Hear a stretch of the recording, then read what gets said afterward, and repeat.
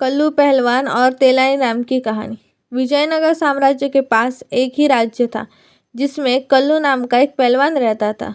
उसका जैसा नाम था वैसे ही उसके गुण थे। कल्लू पहलवान के हाथ पैर हाथी जैसे मोटे और कद करीब 7 फीट और रंग काला था। अच्छे अच्छे पहलवान भी कल्लू के नाम से थर थर कांपते थे, क्योंकि कल्लू ही एक ही पछाड़ अच्छे अच्छे पहलवानों की पसलियां तोड़ देती थी। जिस राज्य में कल्लू रहता था उसमें कोई भी ऐसा पहलवान नहीं था जो कल्लू से मल्लयुद्ध कर सके। धीरे धीरे कल्लू को अपनी शक्ति का अत्यधिक अभिमान हो गया था। कल्लू ने विजयनगर साम्राज्य के बारे में सुन रखा था। वह चाहता था कि विजयनगर जाकर वह अपनी ताकत का लोहा मनवाए। कल्लू दंभ भरता हुआ विजयनगर में आया और वहाँ लोगों को मल्लयुद्ध की चुनौती देने लगा। लेकिन किसी भी नागरिक में इतना साहस नहीं हुआ कि वह कल्लू से मल्लयुद्ध करे। कल्लू का साहस इतना बढ़ गया कि वह विजयनगर शहर के किले के मुख्य गेट पर जाकर खड़ा हो गया और लोगों को चुनौती देने लगा। धीरे धीरे यह बात विजयनगर साम्राज्य के राजा कृष्णदेवराय तक पहुंची। राजा कृष्णदेवराय ने अपने मंत्रियों और सेनापतियों की सभा बुलाई और उनसे कहा कि हमारे राज्य में ऐसा पहलवान को ढूंढो जो कल्लू को मल्लयुद्ध में हरा सके। राजा ने मंत्रियों और सेनापतियों को एक दिन का समय दिया। दूसरे दिन जब राजा कृष्णदेवराय ने मंत्रियों और सभापतियों से पूछा, क्या हमारे राज्य में कोई ऐसा पहलवान है जो कल्लू को मल्लयुद्ध में हरा सके? किंतु राजा को कोई उत्तर नहीं मिला। यह देखकर राजा बहुत निराश हुए और उन्होंने कहा, अब हमारे पास 2 ही रास्ते हैं, या तो हम कल्लू को उसके दुस्साहस के लिए दंड दें या कल्लू को भरी सभा में बुलाकर पुरस्कृत करें कि उसके समान दूसरा पहलवान विजयनगर साम्राज्य में नहीं है। किंतु इन दोनों ही स्थितियों में विजयनगर को ही शर्मिंदगी झेलनी पड़ेगी। तभी तेनालीराम भरी सभा में उठकर बोले, महाराज, मैं कल्लू से मल्लयुद्ध करूंगा।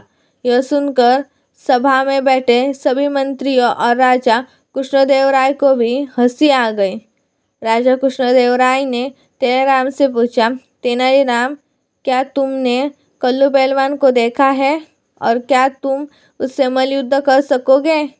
तभी तेनालीराम बोले, महाराज, विजयनगर साम्राज्य की शान रखने के लिए मैं कल्लू पहलवान से मल्लयुद्ध करूंगा, चाहे इसमें मेरी जान क्यों न चली जाए। तेनालीराम की बात सुनकर राजा कृष्णदेवराय बहुत प्रसन्न हुए और उन्होंने तेनालीराम को इसकी अनुमति दे दी। दूसरे ही दिन शहर में ढिंढोरा पिटवाया दिया गया कि कल्लू पहलवान से तेनालीराम मल्लयुद्ध करेंगे। अगले ही दिन से तेनालीराम शहर के बाहर स्थित भैरव के मंदिर में जाकर तंत्र साधना करने लगे।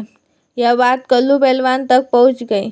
कल्लू पहलवान ने सोचा कि मैं भी चलकर देखता हूँ कि तेनालीराम भैरव मंदिर में किस तरह की तंत्र साधना कर रहा है।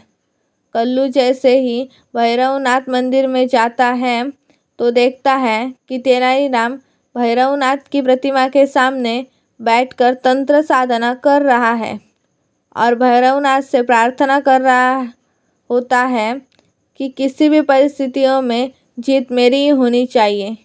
तभी भैरव की प्रतिमा से आवाज़ आती है, तेनालीराम, तुम परेशान नहीं होना। मेरी कृपा से तुम इतने शक्तिशाली बन चुके हो कि तुम जिस किसी से भी लड़ाई करोगे तुम्हारी एक ही पटकनी में उसके प्राण निकल जाएंगे।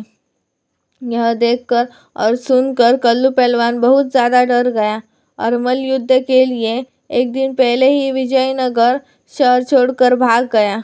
दूसरे दिन जिस स्थान पर मल्लयुद्ध होना था उस स्थान पर तेनालीराम पहुंच गए, किंतु कल्लू पहलवान नहीं आया।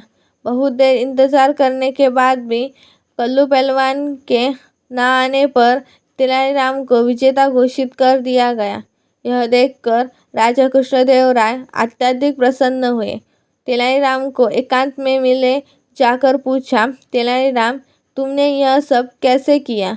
तेनालीराम मंद मंद मुस्कुराए और बोले, महाराज, मैंने तंत्र साधना की झूठी खबर कल्लू पहलवान तक पहुंचा दी थी और जिस दिन वह मंदिर में आया उस दिन भैरवनाथ की मूर्ति के पीछे मैंने अपने एक आदमी को बैठा दिया और मैंने उसी से वार्तालाप कर रहा था, जिसे सुनकर कल्लू पहलवान को लगा कि मैं सचमुच भैरवनाथ से बात कर रहा हूँ और उनकी कृपा से मुझ में असीम ताकत आ गई है।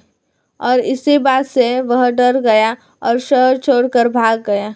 इस तरह तेनालीराम ने हमेशा की तरह विजयनगर की लाज रखी और राजा कृष्णदेवराय ने हमेशा की तरह तेनालीराम को बहुत सारा धन धान्य देकर पुरस्कृत किया।